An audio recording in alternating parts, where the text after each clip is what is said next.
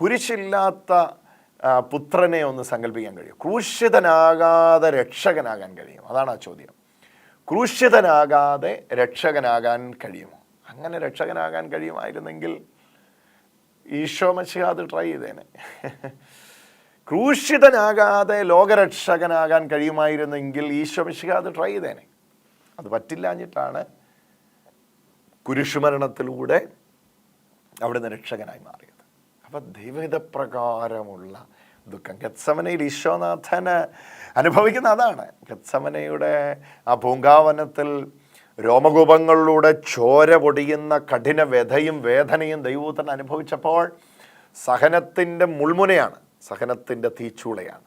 പക്ഷേ ആ രക്ഷാകരമായ ആ ദുഃഖമാണ് നമ്മുടെ രക്ഷയ്ക്ക് കാരണമായി മാറിയത്.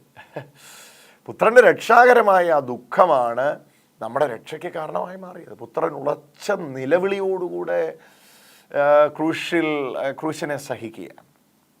അപ്പോൾ അത് എൻ്റെ പ്രിയപ്പെട്ടവരെ, ഇത് എത്രമാത്രം ഞാൻ പറഞ്ഞാലും നിങ്ങൾക്ക് മനസ്സിലാകുകയില്ല പരിശുദ്ധാത്മാവ് പ്രവർത്തിക്കാതെ. അപ്പോൾ അതുകൊണ്ട് ഞാൻ എന്താണ് ഇപ്പോൾ പറയാനായിട്ട് താല്പര്യപ്പെടുന്നത്? ജീവിതത്തിൽ ദുഃഖങ്ങളെ വിളിച്ചു കയറ്റണമെന്നോ അങ്ങനെയൊന്നുമല്ല ഞാൻ പറയുന്നത്.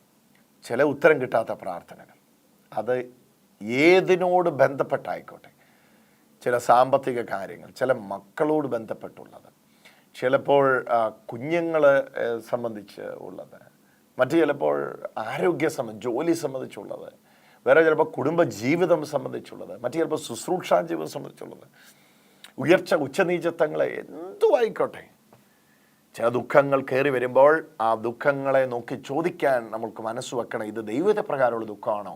പശ്ചാത്താപത്തിലേക്ക്, അനുതാപത്തിലേക്ക് നമ്മളെ നയിക്കുക. ദൈവത്തെ പ്രകാരമുള്ള ദുഃഖം നമ്മളെ പശ്ചാത്താപം ഉളവാക്കും. എൻ്റെ ദൈവമേ, ഇത് ഒരു ദുഃഖം വരുന്ന ഉടനെ നമ്മളതിനെ നോക്കിക്കാണ്ട രീതി തന്നെ മാറുകയാണ്.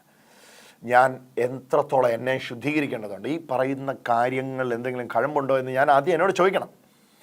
എന്നിട്ട് ഏതെല്ലാം മേഖലയിൽ എനിക്ക് ശുദ്ധീകരണം ആവശ്യമുണ്ടോ ആ മേഖലകളെല്ലാം ശുദ്ധീകരണത്തിന് ദൈവത്തിൻ്റെ പരിശുദ്ധാത്മാവിൻ്റെ സഹായം ആവശ്യപ്പെടണം.